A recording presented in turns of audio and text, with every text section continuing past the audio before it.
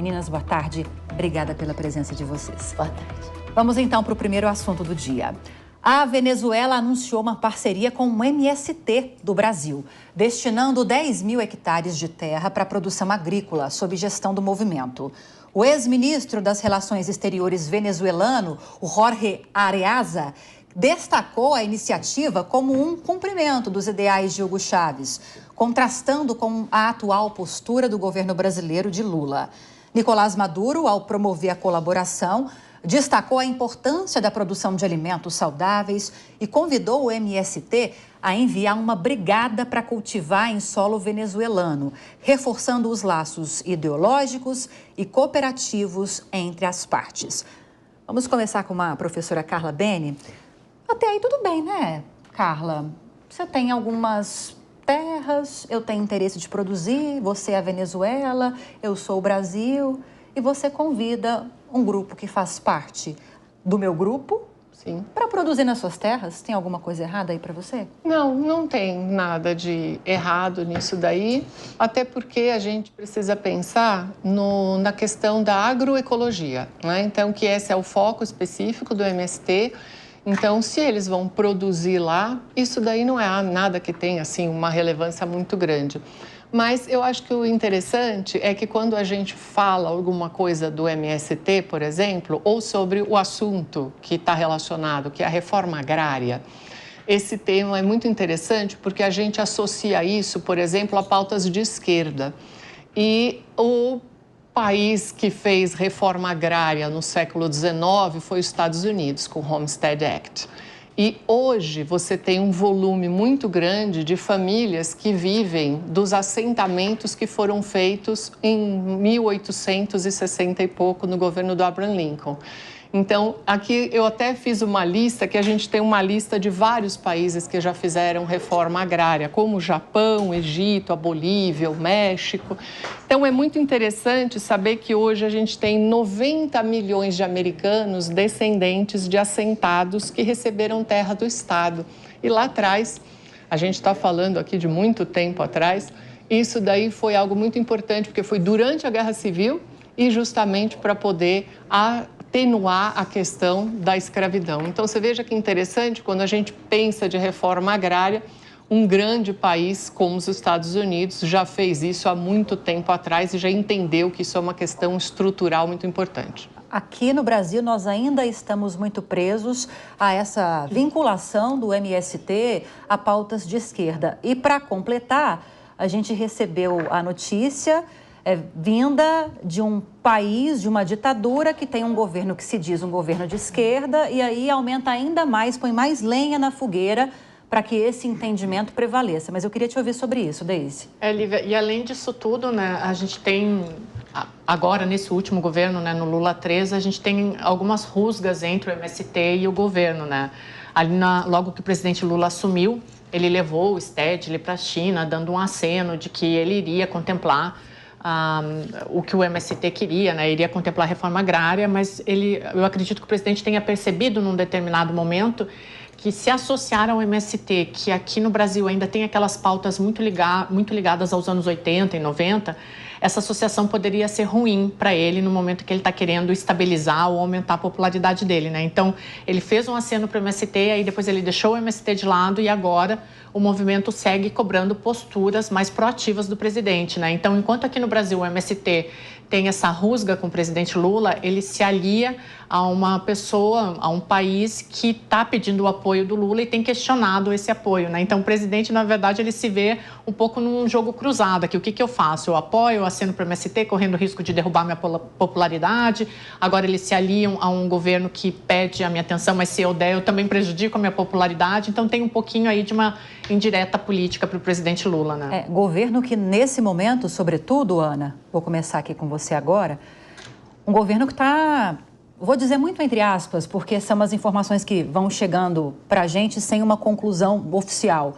Um governo que está em atrito com o governo brasileiro, por causa dessa cobrança de Lula, pela divulgação das atas. A gente vai falar ainda hoje, acredito que há pessoas, venezuelanos, que estão protestando lá na Embaixada do Brasil em Caracas, pedindo que Lula, que o governo brasileiro, as ajude a tentar contornar ou controlar essa crise política que está, né, acometendo o país. Nesse cenário, e com essa divulgação dessa parceria MST-Maduro, fica claro para você que é uma, né, puxadinha aí de orelha, talvez? Não é.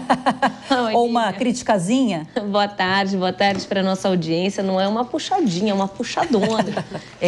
Veja a situação que o presidente Lula está. Ele está sendo cobrado por uma parcela significativa da população para que tome medidas um pouco mais enérgicas com relação a toda a situação na Venezuela. A gente sabe, comentamos aqui várias vezes sobre como a demora do Itamaraty em adotar uma postura um pouco mais consistente. Eu, inclusive, defendi que a gente aguardasse o prazo estipulado pela Justiça Eleitoral da Venezuela para que tomasse uma postura mais ativa, mas esse prazo já passou, nada aconteceu. Então, naquela questão toda, naquela seara de protagonismo regional que o Brasil sempre se colocou aqui na América Latina, está faltando um posicionamento um pouco mais incisivo com relação à questão da Venezuela. E aí, por outro lado, Nicolás Maduro sabe que na América do Sul ele precisa do apoio do Brasil. Então, talvez ele esteja buscando o MST não só pelo trabalho que eles exercem, e aí eu acho que é muito importante a gente diferenciar aqueles que praticam atividades ilícitas e aqueles que fazem parte de um movimento legítimo de reforma agrária e que fazem aí o plantio e a colheita dos grãos e das mais diversas aí verduras.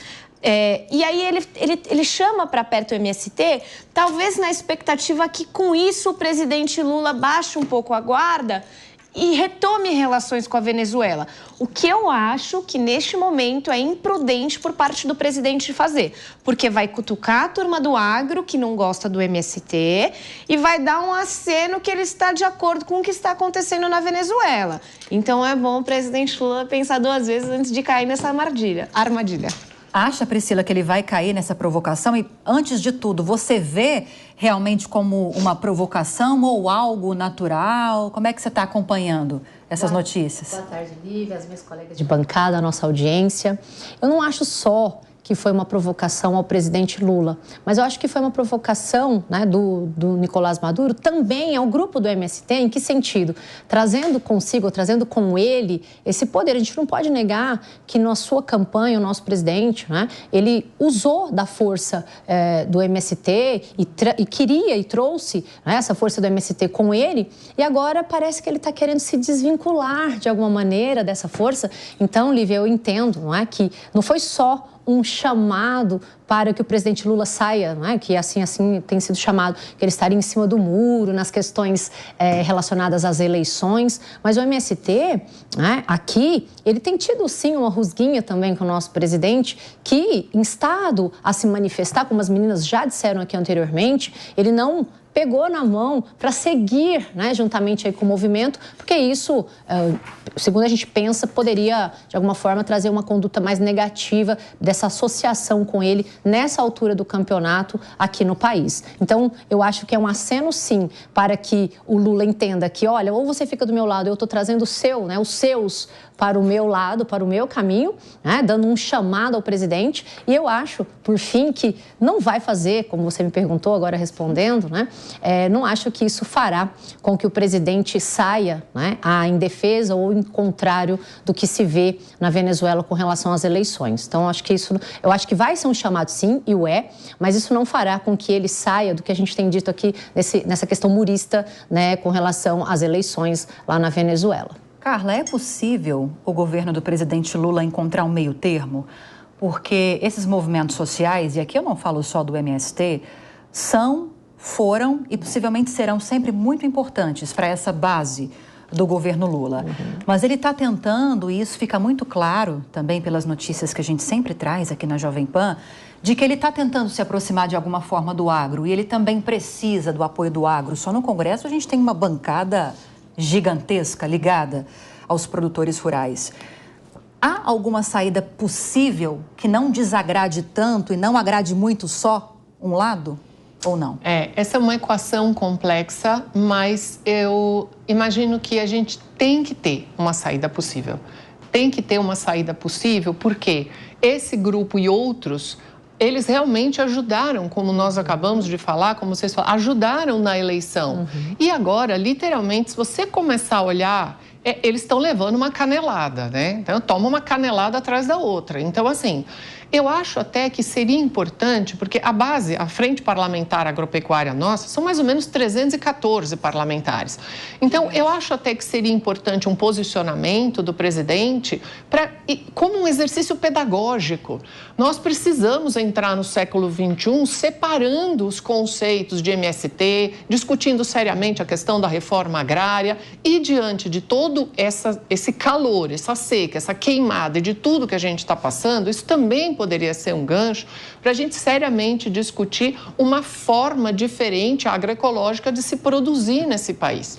Então, eu acho que a gente pode, eu acho que é difícil para ele, como a Ana disse, é uma armadilha, mas acontece que é nessa situação de armadilha que eu acho que você consegue dar um passo. Então, eu acho que ele teria que arrumar aí, de alguma forma, um meio termo aí para poder contemplar essa questão. Vê alguma possibilidade, Deise, de se encontrar um meio termo? Porque até para a própria oposição, acho que para qualquer pessoa, imagino, você é eleito empunhando, dentre outras, uma bandeira de apoio aos movimentos sociais. Aí, de repente, acontece uma crise, seja ela qual for, a gente está tratando dessa questão envolvendo a parceria Nicolás Maduro e MST, e o presidente, a gente está falando do Lula, mas seja ele qual for, ele simplesmente ignora uma base que tanto o ajudou a se eleger. Tanto para apoiador como para quem é adversário, não pega bem você virar as costas nesse momento, né?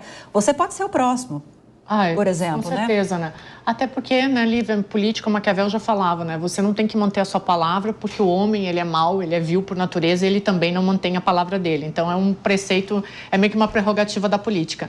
Agora, em relação ao MST, eu acho que vai muito na linha do que a gente estava discutindo aqui. O MST acabou virando um incômodo para o presidente Lula, porque aquelas pautas que eram de reforma agrária, que eram ali do início dos anos 80 e 90, elas foram deixadas de lado. E o MST, a gente discutiu várias vezes aqui, muitas vezes eles dão a impressão de estarem mais pleiteando cargos e projeção política do que realmente discutindo a questão da reforma no Brasil, né? Que tem uma necessidade de uma discussão, ela precisa de uma modernizada nessa discussão e o MST não acompanhou isso. E aí, em relação à bancada, a Frente Parlamentar Agropecuária, que eu chamo de bancada do boi, né? A pessoa não gosta, mas mais rápido, o presidente Lula também tem uma dificuldade nesse ponto. Por quê?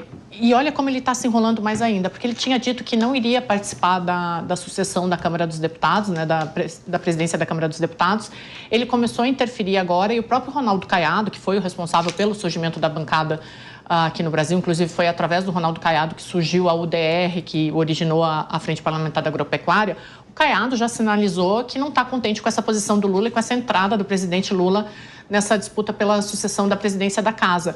Então, é mais um ponto de atrito. A gente vê aí um ponto de atrito do Lula com o MST, que não está querendo trazer o MST para sua base. E por mais que ele se esforce em dar acenos para o setor agropecuário, ele dá essas derrapadas e aí acaba colocando o setor contra ele. Então, eu acho muito difícil conseguir uma moderação. E aí eu nem vou falar das pautas ambientais, né, que foram uma temática da campanha eleitoral, mas elas não conseguem seguir adiante e aí a gente está aí sufocando, né? Então, acho que meio termo a gente não vai conseguir, não. E falando em pautas